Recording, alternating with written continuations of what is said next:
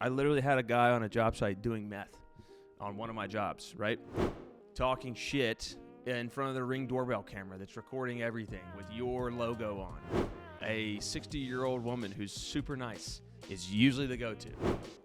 And you have an automated answering service, you're wrong. If you're a small home service local business, you're doing under $5 million, the last thing you outsource is the first person your customer talks to. Good morning or afternoon or whenever this is going out. I'm trying to figure out the proper cadence for these things. This is the trades brief. I spent years in the trades. Now I spend time tracking industry changes and bringing them to you and showing how they matter to your business. How can you take away things that are happening today, put them in your business, make more money, be more profitable, or stress less? Usually 10 minutes or less. Today is going to be a little bit different. I'm going to go over two topics that I think are super timely and based off of real thousands of homeowners' input. So the first thing I want to do is I recently had a video on Instagram that went viral for me, 508,000 views, 14.5 thousand likes, 443 comments, 129 reshares, 579 shares. Well, before we watch it, a little bit of background. So I was calling pros trying to give them a job. I had a job to give. I think this was in Salt Lake City. I was trying to call this company to give them a customer who needed ductwork cleaning, and this is what happened. So we'll watch it together. Can I get your name, please? Gabe, G-A-B-E. I'm sorry, I need your name so I can make sure our team knows. Yeah, that's what I'm trying to give you, my name.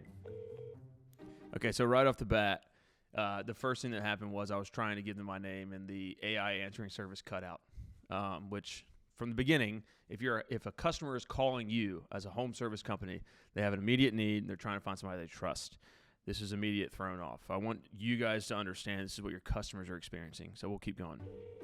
I have a job for them. So you can hear me saying I have a job for them, like I told you guys. Ductwork cleaning. I won't name the company. Hello, this is Anna. So 27 seconds in is when I finally get the robot to answer my actual question. That's the first time I get to quote-unquote talk to someone. So you're looking to schedule air duct cleaning for a customer? I'm just hoping to just talk to someone real quick. That way I can give them the details on us. Got it. I totally understand. I can actually help you get this set up right now, or if you'd prefer to speak with someone on our team directly, I'm happy to create a note for them to give you a call back. So I'm a minute 23 in, and at this point I have not spoken to anybody. I've barely told them what I need done, and the answering service is trying to get me to do certain things that just is making me, the customer, go, you know what, I'm just going to go somewhere else. This is too much trouble. This is not as easy as just talking to somebody. Get that scheduled and answer any questions they have. That way I can handle your customer taken care of. Does that work for you? No, I'd rather speak to someone at your company. I completely understand. So you see me now going, hey, I just want to talk to somebody. I've got a job to give. I just want to say, hey, real quick, this person is in need now. I want to pass them off to the right person within the business. So, I'm not against answering services, but the problem here is it needs to be tiered. There wasn't an option to be able to speak to someone. Yeah, sure. I can give you my details, but I'm going to go call And we're going to get into the comments of this that shows you how pissed off your customers are about this. Team member will follow up with you shortly. Okay, I'm going to go call competitors in the meantime. Sounds good, Gabe. Thanks for thinking of us, and our team will be in touch soon. Okay, so you see what happens is I literally said, hey, I'm going to go call competitors. I mean, you guys can call me back, but I'm just telling you that I might have already found somebody. I never got a call back, never got the job service, and they missed out on an opportunity. There's no telling how many times this is happening to this business, and I bet you the business owner doesn't even know. Let's dig into the comments real quick because this is where it's really telling. So one of the most liked comments, if you scroll down, 8,218 likes. If AI answers, I hang up. I refuse to deal with fax machines on steroids. Give me a human or lose my potential business. Look, you can have your opinion on all of this. It doesn't matter. The people who are paying you and want to hire you have an opinion on it. And if you're not adapting to what's going to get you more business, then you're going to lose overall. I'm not saying don't have an answering service. What I'm saying is maybe call it and test it. Like, there's no argument that this is a good experience for a customer if you're the business owner here. And you probably don't even know that this is happening to your answering service. And customers you're losing customers by the dozens before they even talk to a human. So it's a really bad experience. And, if you keep scrolling down, you can see these comments. When AI is answering, I yell human, human, human until I get a human. Sometimes if you speak gibberish, but in a normal conversation, they'll transfer you. AI saying pisses me off. AI assistants have serious yapping issues. This is where automated is better than AI. AI, yap, yap, yap. All of these have thousands and thousands alike. So if you have an answering service, this is affecting you. Generally speaking, this is where I stand on this. If you're a business that is doing under 3 million-ish, maybe even more, 5 million, I'll stay at 5 million. If your business is doing under 5 million in revenue and you have an automated answering service, you're wrong. The reason why you got to 5 million in revenue is because you probably had that customer impact, that touch that people liked. It was probably your differentiator from the larger companies. And then you felt like you got to a certain point in revenue where you could abandon that. And it's doing you more harm than good. Just look at the facts. The number of people that are despised and hate this type of service is proof that you need to figure out a different method here. Again, automate, automate, automate. I'm all about automation within the business. But I think where a human is touching a human, or where in your business a human should touch a human, that's where you should always keep it that way, especially if you're under 5 million in revenue. You are not that busy to where you can't pay someone $50,000, $60,000 a year to sit there and answer phones, or have 2 people answering phones if you're that busy. You have no idea the amount of times when I call a business and say, oh, thank goodness I'm talking to a human. The immediate answer they give me is, I get that all the time. People are hanging up and calling someone else until they get a human. You're losing customers before they even get in the door. And it's because of you've been sold on the fact that you need to outsource admin. I would say if you're a small home service local business, you're doing under $5 million, the last thing you outsource is the first person your customer talks to. If you think about it that way, outsourcing that sounds crazy. It's the first impression they're going to make. But here's the proof. Most of them are leaving as soon as they hear any type of automation or choices or anything like that. I'm sorry, but you're a plumber in Iowa, right? You're not Amazon. You need to have a human answering the phone. It's going to win you business. I understand. I've been there. I've been under houses taking phone calls from customers. It's a nightmare. I'm not saying you do it. I'm saying hire somebody to do it, okay? And if you can't afford it, then you should still be answering phone calls. But if you're doing that much in business where you're so busy you can't answer phone calls, you could probably hire somebody to answer the phone for you. So until these systems are much better, or if there's a system out there that does properly tier and put the person where they need to be very quickly, which I haven't ran into, then I would say don't use them. Answer the phone. Be the business owner. Or hire somebody who's really good at talking to people. A 60-year-old woman who's super nice is usually the go-to. They can handle the people yelling at them. They're later in their career where they don't really care if someone's yelling at them, and they just want to do their job and do it well. And they usually can bring people's energy levels down when needed. So just if you're using one of these, I would recommend call it every month to test it so you know what your customer's experiencing. And then overall, I would say just don't use them right now. Don't use them. The big companies are doing 20 million, 30 million. They have call centers. They're not outsourcing this yet. They have 30 people answering the phones. So think about that. If they have humans answering the phones, why do you, the guy who's doing $1 million to $2 million, have an AI answering service? You're losing business. And the big companies are taking it from you for that. So you can hate me or love me for that. Doesn't really matter. The proof is in what the people want, and those are your customers. The next thing I want to cover is here on, it was a comment on one of the videos. It said, I'm seeing it. I get so much automation. I just need guys in the field, but how do I train them to be me? That's a great question. And good for you, man. It seems like your business is growing, and you need guys to operate and think the way you do. Think like an owner.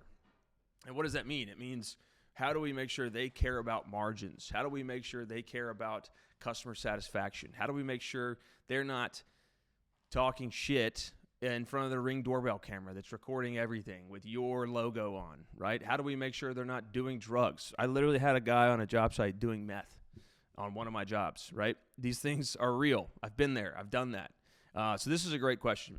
One thing that we used to directly hit at this, I was trying to create entrepreneurs within the business, intrapreneurs, is our golden handcuffs. And that sounds like a worse thing than it actually is. It's an awesome system. The way it is, it's a profit sharing program that matches bonuses. So we did a 10% profit sharing plan. This can be adjusted. You can do 5%, 1%, whatever you want to do. We did 10%. So let's say we made $50,000 in quarter one of year one, right? Let's say we hired a general manager and we did $50,000 in profit in quarter one. 10% of that is $5,000, I think. So they got $5,000 in the profit sharing. What the business did is then we matched that for quarter one, year 5. So they got $5,000 on top of their normal salary as a bonus for quarter one and year 1. And then the business set aside a matched $5,000 for quarter one, year 5. Same thing for quarter 2, quarter 3, quarter 4. By the time that general manager gets to year 5, quarter 1, he's got that match ready, and then he can grab that match and take it. So that's $5,000 his. He'll probably get another bonus for that quarter anyways, and then he'll also get his salary. After 5 years of stacking that up, then from 5 years to 10 years, he's got matched bonuses waiting for him when he gets to that quarter. If he leaves, he forfeits all of that money that's sitting there waiting for him. This worked. First off, what it does, in a world of especially electricians, plumbers, and HVAC guys, where these large data centers and large companies are about to poach your people because they can pay $120 an hour for an electrician, this helps you retain them. It helps you retain high quality and good talent. The other thing it does is it helps your people think like entrepreneurs. So we actually spread our profit sharing across general managers and technicians. We did it weighted, right? So it was weighted based off of salary or hourly wages. So the general managers obviously should get more of a bonus. And then we also, you couldn't qualify for it before year 1. But what that did is we brought all of our technicians in and said, hey, look, we've got a profit sharing plan. Everybody's going to get money quarterly as a bonus, and a lot of it. But the better the business does, not top line, but bottom line, the more money you'll make.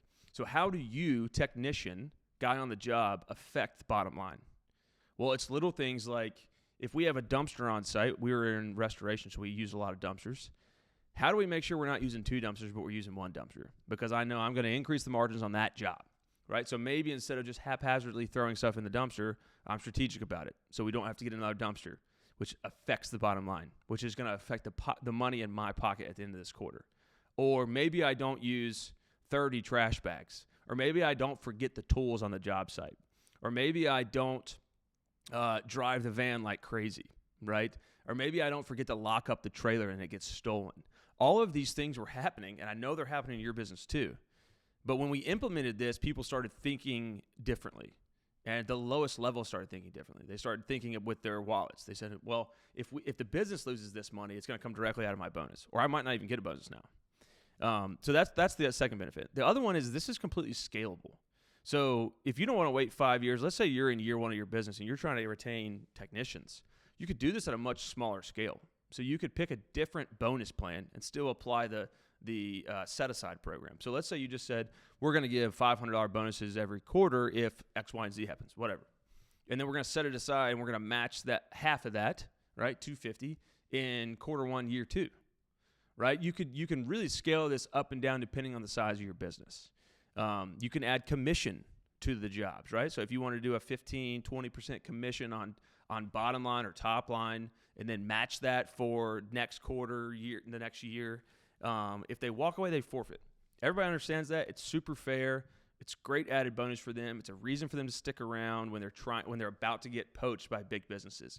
I think this is going to be super big and very important for residential companies, especially in the electrical, plumbing, and HVAC industries. When these large data centers start poaching your people for $120, $130 an hour, these guys will move. They'll move across the country for that. You will lose great talent because of that.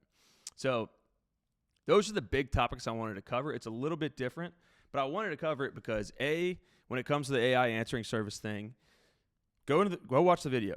I'm not asking you to like or follow or whatever, any of that. I'm just asking you to go watch the video and read the comments.